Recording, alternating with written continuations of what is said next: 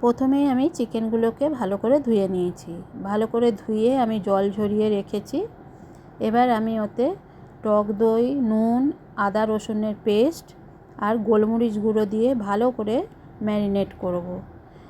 ভালো করে মাখিয়ে নেব, কারণ মশলাগুলো যাতে মাংসের গায়ে ভালো করে কোট হয়ে যায়। ভালো করে মশলাগুলো মাখিয়ে আমি এটাকে ঢাকা দিয়ে কিছুক্ষণের জন্য রেখে দেব। এবার আমি কড়াতে তেল গরম করে আমি কুচনো পেঁয়াজ দিয়ে নেব। পেঁয়াজগুলো একটু ভাজা ভাজা হলে আমি একটু কিছুটা কাঁচা লঙ্কাও দিয়ে দেব। কাঁচা লঙ্কা দেওয়ার পর আমি এদিকে একটু কসুরি মেথি জলে ভিজিয়ে রাখলাম। এবার আমি কুচনো টমেটো দিয়ে দেব।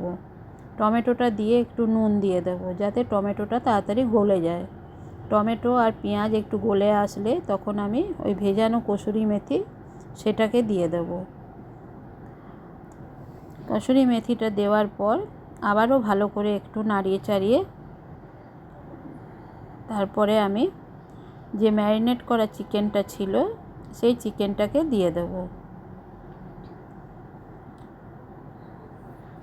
চিকেনটা দেওয়ার পর ভালো করে চিকেনটাকে কষাতে হবে।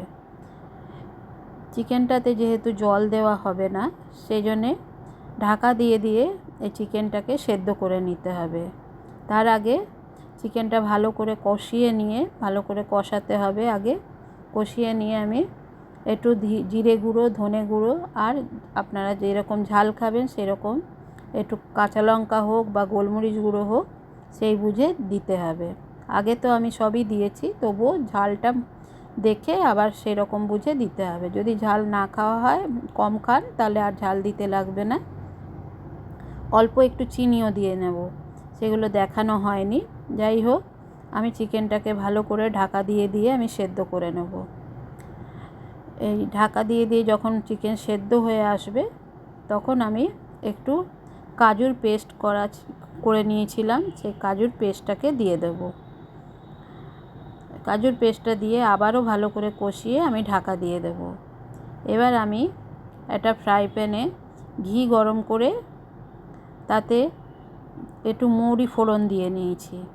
এবার একটু ক্যাপসিকাম, পেঁয়াজ আর টমেটো একটু বড় বড় ডুমো ডুমো করে কেটে নিয়েছিলাম, সেগুলোকে দিয়ে একটু নুন গোলমরিচ দিয়ে ভালো করে সতে করে নেব। একদম সেদ্ধ হবে না, একটু কাঁচা কাঁচাই থাকবে, যাতে মুখে লাগলে খেতে ভালো লাগে। এবার ওই ফ্রাই করা ক্যাপসিকাম, টমেটো, পেঁয়াজটা আমি মাংসের মধ্যে দিয়ে নেব। দিয়ে ভালো করে আবারও নাড়াচাড়া করে আমি ঢাকা দিয়ে নেব। তৈরি আমার পাটিয়ালা চিকেন। বন্ধুরা, আজকে চিকেনটা আপনাদের কেমন লাগলো এটা কমেন্ট করে